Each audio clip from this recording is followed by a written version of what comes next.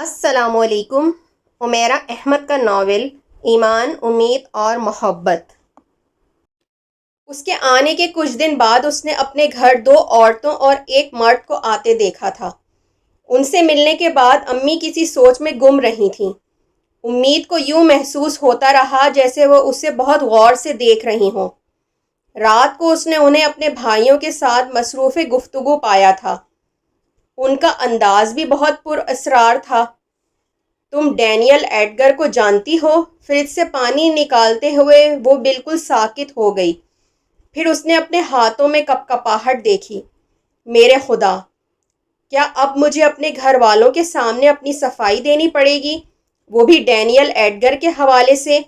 وہ بمشکل پلٹی تھی۔ امی ڈائننگ ٹیبل پر سبزی بناتے ہوئے اس کے جواب کی منتظر تھیں۔ میں جس ریسٹورنٹ میں کام کرتی تھی وہاں کھانا کھانے کے لیے آیا کرتا تھا، اس نے اپنی آواز پر قابو پاتے ہوئے حت المقدر نارمل لہجے میں کہا۔ اچھا، کیسا آدمی ہے؟ وہ ان کے سوال پر ایک بار پھر سن رہ گئی۔ مجھے کیا پتا، مگر آپ کیوں پوچھ رہی ہیں؟ امی نے سر اٹھا کر اسے دیکھتے ہوئے کہا۔ اس نے تمہارے لیے رشتہ بھجوایا ہے۔ اس کے ہاتھ سے پانی کا گلاس گر پڑا۔ یہاں تک کیسے پہنچ گیا یہ شخص اور کیوں؟ وہ بے اختیار خوف زدہ ہوئی۔ امی نے اس کے ہاتھ سے گرتے گلاس کو دیکھا، پھر اس کے چہرے پر نظر ڈالی۔ ہم لوگ سوچ رہے تھے کہ شاید تم اسے جانتی ہو اور تمہاری پسند کی وجہ سے ہی اس نے یہاں اپنا رشتہ بھجوایا ہے۔ نہیں، میں اسے بس اتنا ہی جانتی ہوں اور پسند کا تو سوال ہی پیدا نہیں ہوتا۔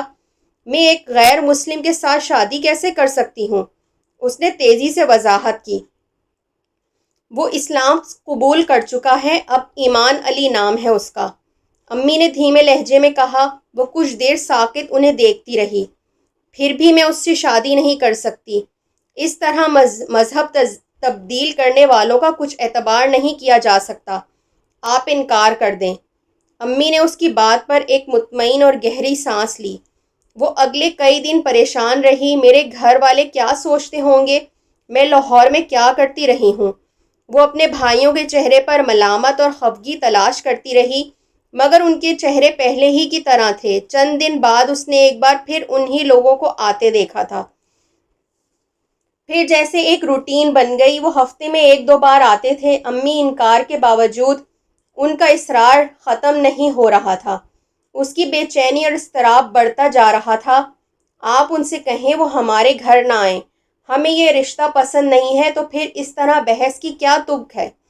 اس دن ان کے جانے کے بعد اس نے اپنی امی سے کہا، میں بہت بار ان سے کہہ چکی ہوں مگر وہ لوگ بضد ہیں۔ اس کی امی نے اپنی مجبوری ظاہر کی۔ وہ ان کا منہ دیکھتی رہی۔ چند دن بعد رات کو معین اس کے پاس آیا۔ کچھ دیر ادھر ادھر کی باتیں کرنے کے بعد اس نے کہا، میرا دوست سکندر ایمان علی کا بہت اچھی طرح سے جانتا ہے۔ ان کے دوست سعود ارتضیٰ کا چھوٹا بھائی اس کا دوست ہے۔ وہ کہہ رہا تھا کہ ایمان بہت اچھا آدمی ہے۔ کچھ ہچکچاتے ہوئے اس نے بات شروع کی، مگر مجھے کسی غیر ملکی کے ساتھ شادی نہیں کرنی۔ آپا، اس سے کیا فرق پڑتا ہے؟ وہ مسلمان ہے، بہت اچھی پوسٹ پر ہے، ان کی اپنی فیملی بہت اچھی ہے اور پھر بہت سالوں سے یہاں ہے۔ آپ کو پتہ ہے انہوں نے آپ کی وجہ سے مذہب تبدیل کیا ہے، مگر مجھے پھر بھی شادی نہیں کرنی۔ صرف شادی کے لیے مذہب تبدیل کرنے والا شخص کبھی بھی قابل اعتبار نہیں ہو سکتا۔ آپا، یہ کوئی بات نہیں ہے، میں نے امی سے بھی بات کی ہے، وہ بھی آمادہ ہو گئی ہیں۔ سکندر کہہ رہا تھا، سعود کے گھر والے ہر قسم کی گارنٹی دینے کے لیے تیار ہیں۔ میں نے ایمان علی کی تصویر دیکھی ہے، وہ مجھے دیکھنے میں بہت اچھے لگے ہیں۔ آپ کو اس سے اچھا پروپوزل نہیں مل سکے گا۔ وہ اب خاصی بے تکی سی بات کر رہا تھا۔ تم اس بارے میں مجھ سے کوئی بات نہ کرو۔ میں اس سے شادی نہیں کرنا چاہتی، بلکہ میں کسی سے بھی شادی نہیں کرنا چاہتی۔ تم میری جان چھوڑ دو۔ وہ یکدم غصے میں آ گئی۔ معین اٹھ کر چلا گیا۔ پھر اگلے کئی ہفتے یہی تماشا ہوتا رہا۔ سعود ارتضیٰ پتہ نہیں کس جاننے والے کے توسط سے ان پر دباؤ ڈالتا رہا۔ اس کے بھائیوں کے دوست، ان کے کچھ محلے والے رشتہ دار، امی کے کچھ جاننے والے لوگ، وہ پتہ نہیں کس طرح سرنگیں بنا رہا تھا۔ چند ہفتے بعد گھر میں اس کے علاوہ سب اس رشتے پر آمادہ تھے، صرف وہ تھی جو اپنی بات پر اڑی ہوئی تھی۔ مجھے کسی غیر ملکی نو مسلم سے شادی نہیں کرنی، اور اس شخص سے تو کسی صورت نہیں۔ وہ ہر بات کے جواب میں یہی کہتی، میں شادی ہی کرنا نہیں چاہتی، آپ مجھے اس طرح پریشان نہ کریں ورنہ میں یہاں سے چلی جاؤں گی۔ وہ زچ ہو چکی تھی، وہ اپنے گھر آنے والی سعود ارتضیٰ کی بیوی اور ماں کے سامنے جا کر بھی ایک بار انکار کر چکی تھی۔ اس کے بعد وہ لوگ ان کے گھر نہیں آئے، مگر پھر بالواسطہ طور پر مختلف لوگوں کے ذریعے وہ ان پر دباؤ ڈالنے لگے تھے۔ اسے اس دباؤ اور اصرار سے چڑ ہونے لگی تھی۔ شاید اس کی یہ ضد اسی طرح جاری رہتی اگر اس کی ملاقات ڈاکٹر خورشید سے نہیں ہوتی۔ جس دن وہ اس کے گھر آئے اس دن اس کی امی نے اسے آ کر ان سے ملنے کے لیے کہا تھا۔ امید نے سوچا تھا کہ شاید وہ اس کے بھائی کے کسی دوست کے والد ہیں، کیونکہ اس کا بھائی ہی انہیں اپنے ساتھ گھر لے کر آیا تھا۔ وہ حیران ہوئی کہ امی اسے ان سے کیوں ملوانا چاہتی ہیں۔ اس حیرانی میں وہ ڈرائنگ روم میں چلی گئی۔ ڈاکٹر خورشید اس کے کمرے میں داخل ہوتے ہی کھڑے ہو گئے۔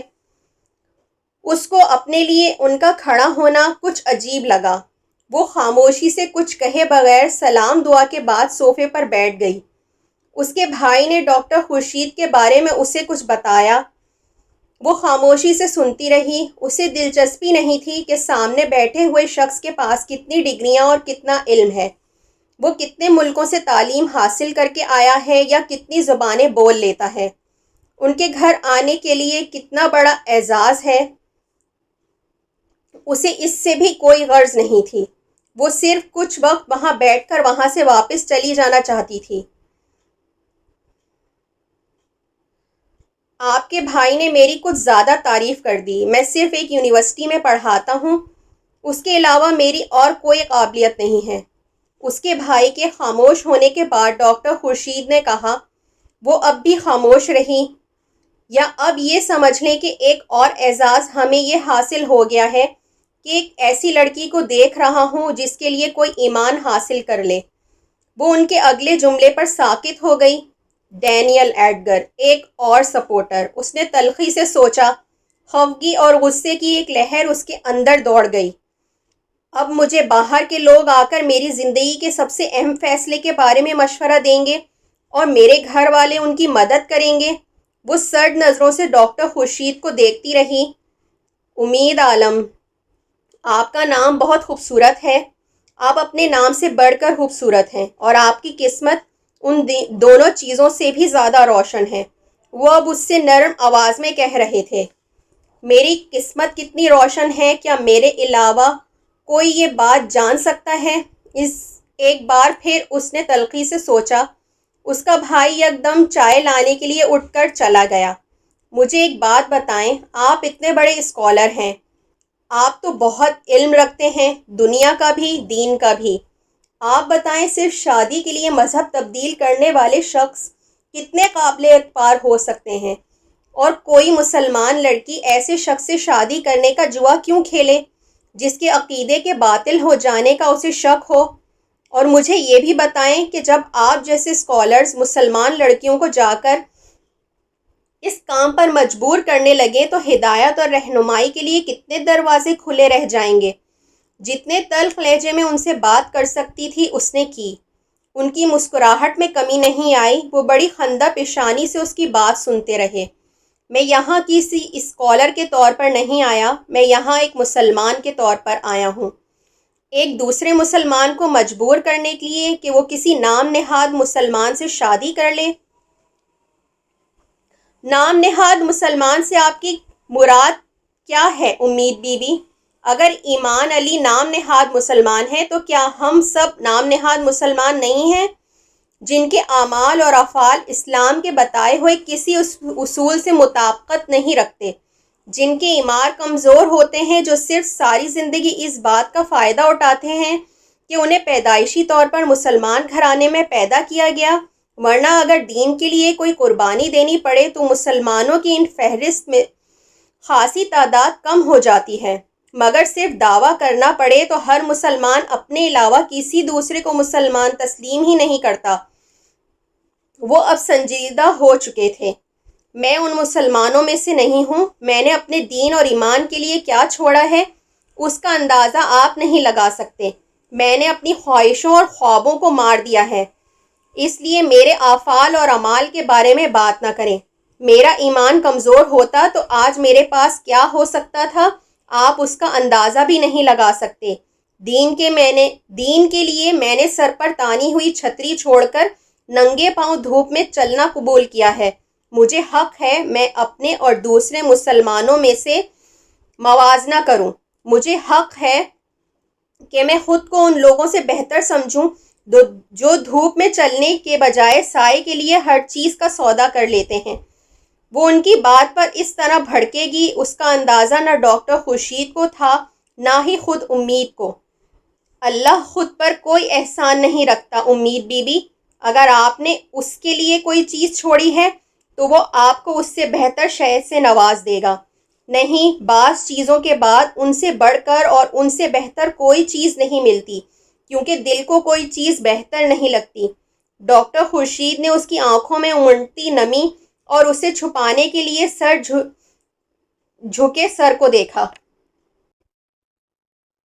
دین کے لیے کوئی سودا خسارے کا سودا نہیں ہوتا، اور دنیا میں ہر چیز کا متبادل ہوتا ہے، مگر اس بات پر آپ کو تب تک یقین نہیں آئے گا جب تک متبادل آپ کو مل نہیں جائے گا۔ اور اگر انسان کو کسی متبادل کی خواہش ہی نہ ہو تو وہ سر اٹھا کر نم آنکھوں کے ساتھ اکڑ لہجے میں ان سے پوچھ رہی تھی۔ انسان کی خواہشات سے اللہ کو دلچسپی نہیں ہے، وہ اس کی تقدیر اپنی مرضی سے بناتا ہے۔ اسے کیا ملنا ہے اور کیا نہیں ملنا اس کا فیصلہ وہ خود کرتا ہے۔ جو چیز آپ کو ملنا ہے آپ اس کی خواہش کریں یا نہ کریں وہ آپ ہی کی ہے، وہ کسی دوسرے کے پاس نہیں جائے گی۔ مگر جو چیز آپ کو نہیں ملنا وہ کسی کے پاس بھی چلی جائے گی مگر آپ کے پاس نہیں آئے گی۔ انسان کا مسئلہ یہ ہے کہ وہ جانے والی چیز کے ملال میں مبتلا رہتا ہے، آنے والی چیز کی خوشی اسے مسرور نہیں کرتی۔ میں آپ سے یہ نہیں پوچھوں گا کہ آپ نے دین کے لیے کیا چھوڑا، میں صرف یہ پوچھوں گا کہ آپ نے کیوں چھوڑا، اور یہ سوال اس لیے کروں گا کہ خدا کے لیے کیے جانے والے عمل پر فخر کے بجائے آپ کو پچھتاوا ہے، اور یہ پچھتاوا شر سے بڑھ کر ہوتا ہے۔ یہ انسان کا ہر اچھا عمل بھی تباہ کر دیتا ہے۔ خدا کے لیے کیے جانے والے عمل پر شکر اور پھر فخر کرنا چاہیے کہ اس نے آپ کو آزمایا اور آپ نے ثابت قدمی اور استقامت دکھائی۔ لیکن اگر آپ کو پچھتانا تھا تو پھر آپ یہ قربانی نہ دیتی، آپ بھی سائے کا انتخاب کر لیتی۔ راستے تو دونوں ہی تھے آپ کے پاس، اور کسی نے آپ کو یقیناً مجبور بھی نہیں کیا ہوگا، کم از کم اللہ نے نہیں۔ اس نے تو اختیار دیا آپ کو کہ انتخاب کا حق استعمال کریں، پھر آپ نے اپنے اختیار کو استعمال کیا۔ اب یہ پچھتاوا کیوں؟ میں آپ کے اسلام پر گواہی دینے آیا ہوں، نہ آپ کے ایمان کی مضبوطی کا جائزہ لینے۔ یہ دونوں کام میں ایمان علی کے لیے کرنے آیا ہوں۔ میں گواہی دیتا ہوں کہ وہ مسلمان ہے، اور میں گواہی دیتا ہوں کہ وہ ہمیشہ مسلمان ہی رہے گا۔ بہت کم عورتیں ہوتی ہیں جن کی کوئی اتنی خواہش کرتا ہے جس قدر ایمان علی آپ کی کر رہا ہے۔ آپ کی خوش بختی یہ ہے کہ امید بی بی کہ آپ کے لیے ایک ایسا شخص دامن پھیلائے ہوئے ہے جو کیچڑ کا کنول ہے، اور کنول کو کوئی صرف کیچڑ میں کھلنے کی وجہ سے پھول کہنا نہیں چھوڑ دیتا۔ لوگ اس کی خوشبو سے بھی متاثر ہوتے ہیں اور حسن کو بھی تسلیم کرتے ہیں۔ وہ خاموشی سے ان کا چہرہ دیکھتی رہی۔ میں نے آپ سے کہا نا کہ اللہ انسان کو ہر چیز کا متبادل دے دیتا ہے اور ہر انسان کو دیتا ہے۔ آج ایمان علی آپ کی خواہش کر رہا ہے، آپ اس سے نہیں ملتی تو کیا ہوگا؟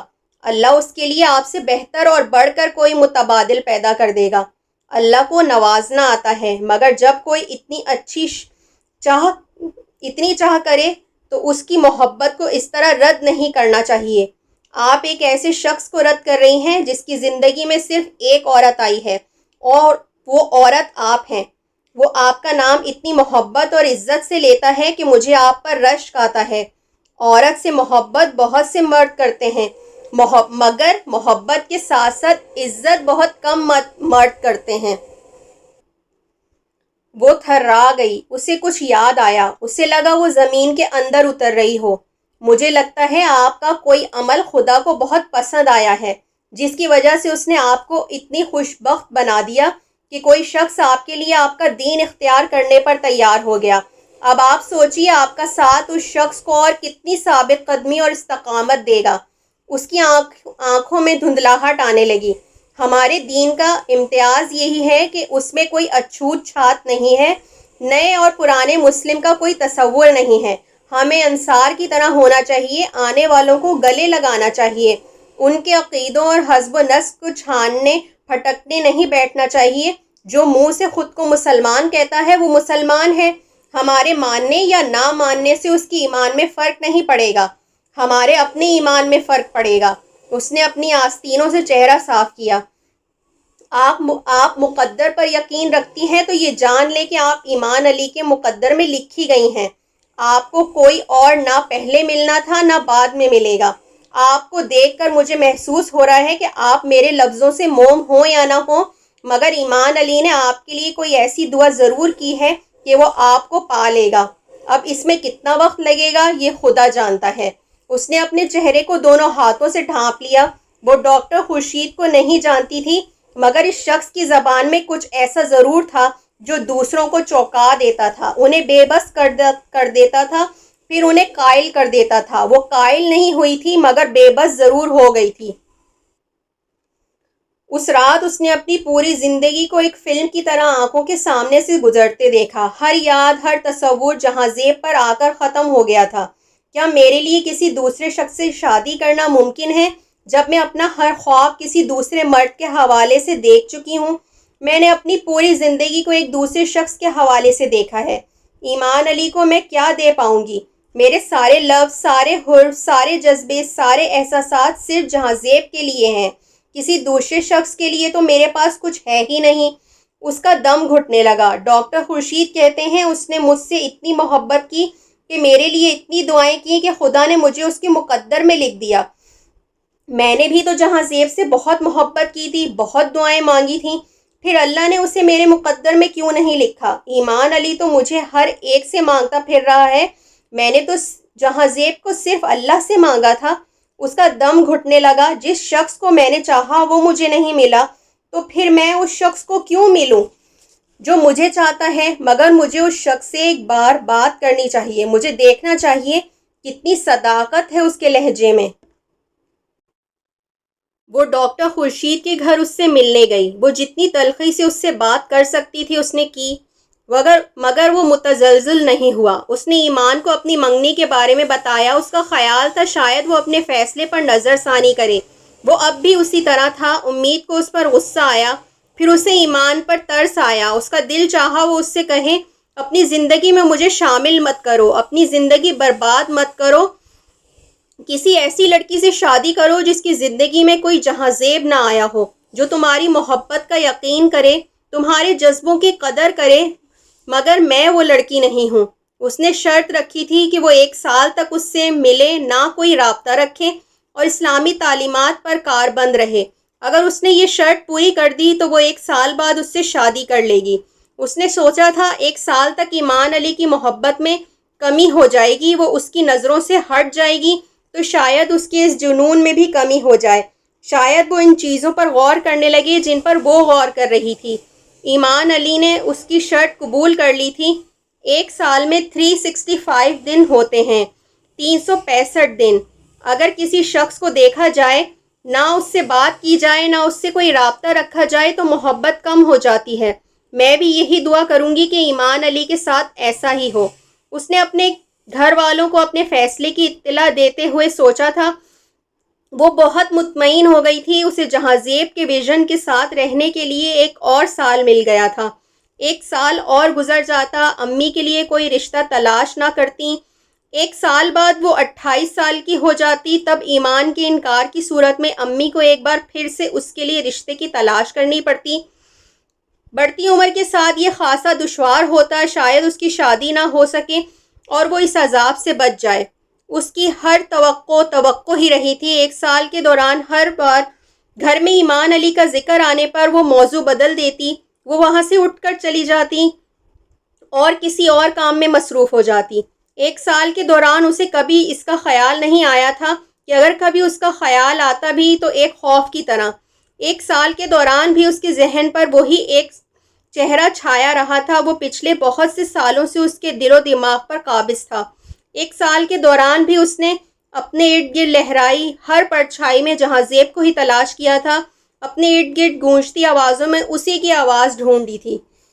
1 سال پورا ہونے کا سب سے زیادہ انتظار امی کو تھا۔ وہ سال ختم ہونے سے چند ہفتے پہلے ہی شادی کی تیاریوں میں مصروف ہو گئی تھیں۔ امید کو یوں لگتا تھا جیسے وہ کسی دھاگے کے ساتھ معلق تھی۔ وہ جانتی تھی ایمان علی مدت ختم ہو جانے کے بعد بھی اس سے دوبارہ کوئی رابطہ نہ کرے۔ اس کا خیال تھا وہ رابطہ نہیں کرے گا کیونکہ پورے 1 سال اس نے ایسا نہیں کیا تھا۔ اس کا خیال غلط ثابت ہوا۔ سال ختم ہونے کے اگلے دن اسے کوریئر سروس کے ذریعے ایک کارڈ ملا تھا۔ کارڈ ہاتھ میں لیتے ہی اس کا سانس رک گیا تھا۔ لفافے کی پشت پر لکھا تھا ایمان علی کا نام۔ اسے کسی سانپ کے ڈنگ کی طرح لگا۔ دم سادھے کانپتے ہاتھوں کے ساتھ اس نے کارڈ کھول لیا۔ The year is over. ایمان علی remains ایمان علی. What about your promise?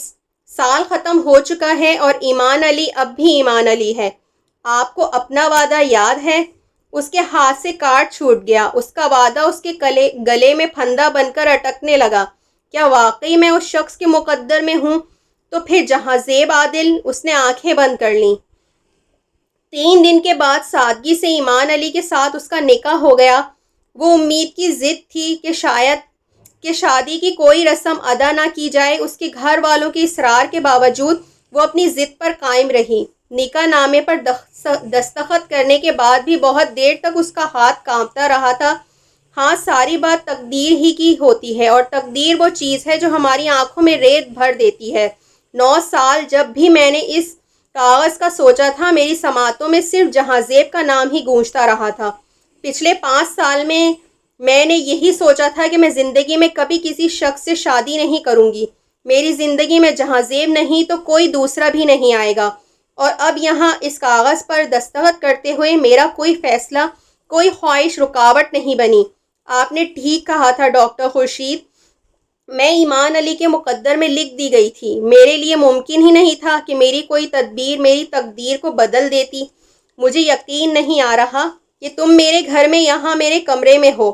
یہ دنیا کا سب سے حیرت انگیز واقعہ ہے، اور میں خوش اس لیے ہوں کیونکہ یہ حیرت انگیز واقعہ میری زندگی میں ہوا ہے۔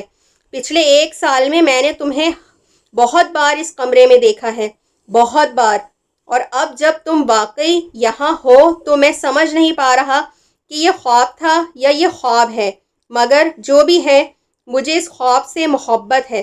تم میری سول میٹ ہو امید، میری بیوی نہیں ہو۔ مجھے کسی لڑکی سے محبت کا اظہار ہمیشہ بہت مشکل لگتا رہا ہے، مگر آج تم سے محبت کا اظہار کرتے ہوئے کوئی دقت نہیں ہو رہی۔ میرے پاس اتنے لفظ ہیں تمہارے لیے کہ تمہیں اندازہ بھی نہیں ہے۔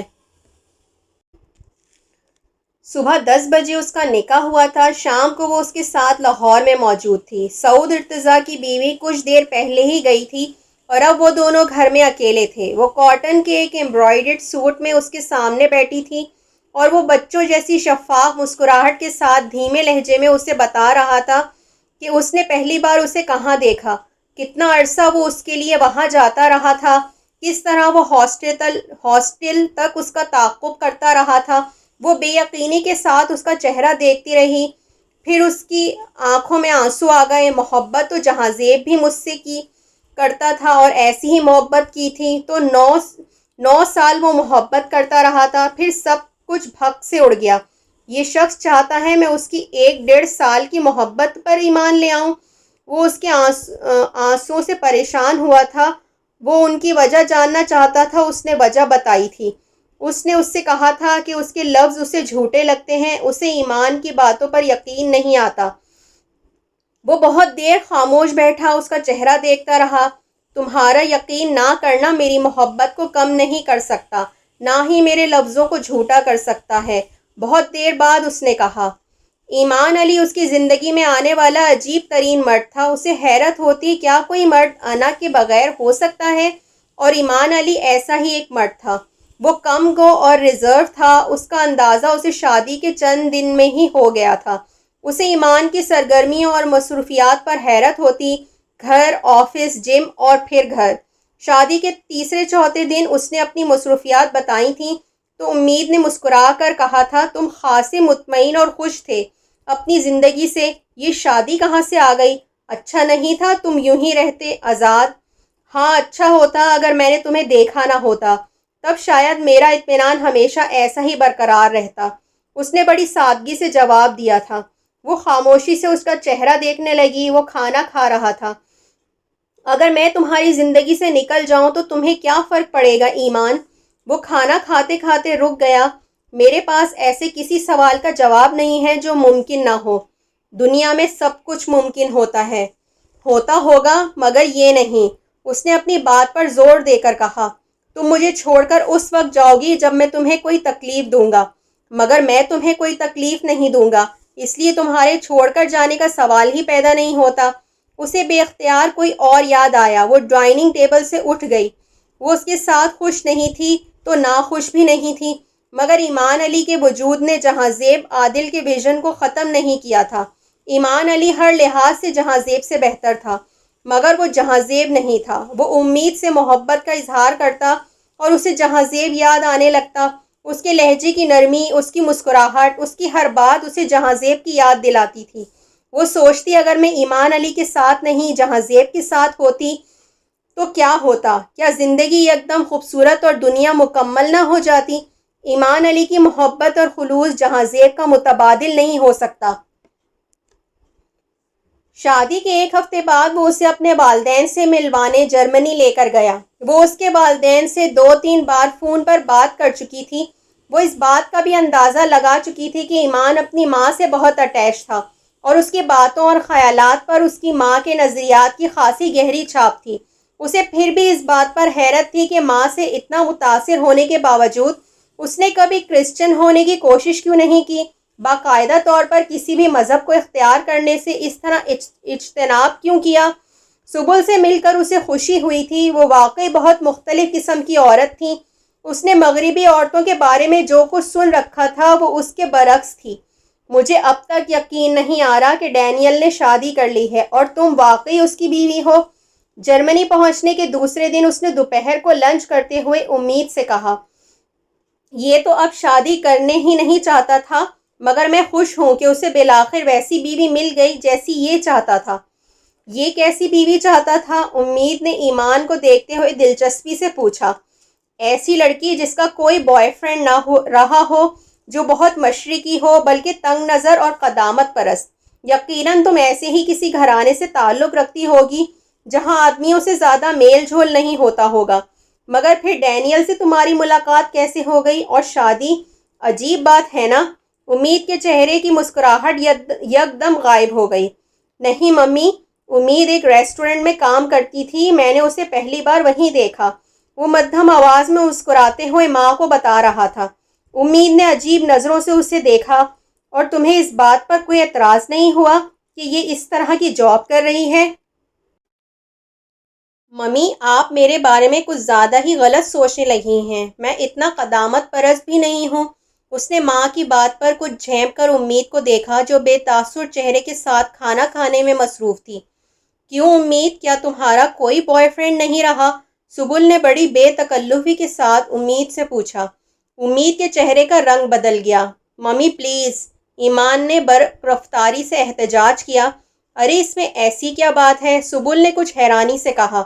نہیں، آپ اس بات کو چھوڑیں، آپ یہ بتائیں کہ یہ مچھلی آپ نے کیسے بنائی ہے؟ مجھے پہلے تو کبھی آپ نے اس طرح کی ڈش نہیں کھلائی۔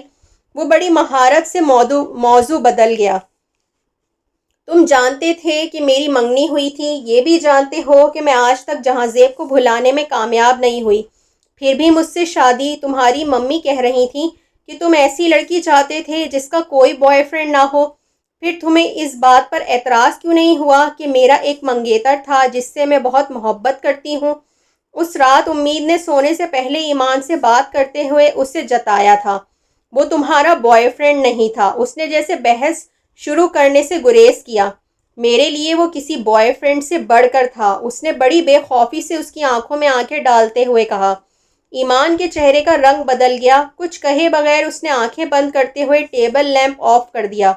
میں تم سے پوچھ رہی ہوں، تمہیں مجھ پر اعتراض کیوں نہیں ہوا؟ امید نے ڈھٹائی سے اپنی بات دہرائی۔ مجھے نیند آ رہی ہے امید، اپنی آنکھوں کو بازوؤں سے ڈھانپتے ہوئے اس نے بے تاثر لہجے میں جواب دیا۔ وہ کچھ دیر اسے دیکھتی رہی، پھر اس نے بھی ٹیبل لیمپ آف کر دیا۔ لائٹ بلب کو مدھم روشنی میں وہ بہت دیر کمرے کی چھت کو گھورتی رہی۔ اس شخص کی خواہش تھی کہ اس کی زندگی میں وہ لڑکی آئے جس نے اس سے پہلے کسی سے محبت نہ کی ہو، اور اس کی زندگی میں آئی، امید عالم، جس کی زندگی میں جہاں زیب عادل کے علاوہ اور کچھ ہے ہی نہیں۔ اسے بے اختیار ایمان پر ترس آیا۔ کیا یہ شخص اس طرح کے سلوک کا مستحق ہے جو میں اس کے ساتھ کرتی ہوں؟ کیا اسے تکلیف نہیں ہوتی جب میں جہاں زیب کا نام اس طرح اس کے سامنے لیتی ہوں؟ اور میں یہ سب کیوں کرتی ہوں جب میں اس سے شادی کر چکی ہوں، اس کے ساتھ زندگی گزار رہی ہوں، اس شخص کے ساتھ جو میری ہر خواہش پوری کرنے کی کوشش کرتا ہے، جس نے اپنی زندگی بہت دیانت داری سے گزارنے کی کوشش کی تھی؟ پھر میں یہ بات تسلیم کیوں نہیں کر لیتی کہ اب میرے پاس اس شخص کے علاوہ دوسرا کوئی راستہ نہیں ہے؟ یہ شخص اتنے کا تو مستحق ہے کہ میں اس کے جذبوں کی قدر کروں۔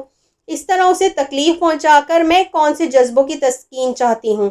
وہ پتہ نہیں کس رو میں آ کر سوچ رہی تھی۔ ذہنی ابتری کے جس طویل دور سے وہ گزر رہی تھی، وہ چند لمحوں کے لیے جیسے ختم ہو گیا تھا۔ چند لمحوں کے لیے اس نے اپنے اندر کہیں سکون اور ٹھہراؤ محسوس کیا تھا۔ بہت نرمی سے اس نے ایمان کی آنکھوں سے اس کا بازو ہٹاتے ہوئے کہا، کیا واقعی سو گئے ہو؟ میں کوشش کر رہا ہوں۔ ایمان نے آنکھیں کھول کر اندھیرے میں اسے دیکھنے کی کوشش کی۔ بات بدلنے کے لیے آنکھیں بند کرنے کی ضرورت نہیں ہوتی۔ وہ اب اطمینان سے اس کے کندھے پر سر ٹکائے آنکھیں بند کیے ہوئی تھی۔ ایمان نے بہت حیرت سے اپنے کندھے پر ٹکے ہوئے اس کے سر کو دیکھا، پھر اس کی نظر اپنے سینے پر دھرے اس کے ہاتھ پر گئی۔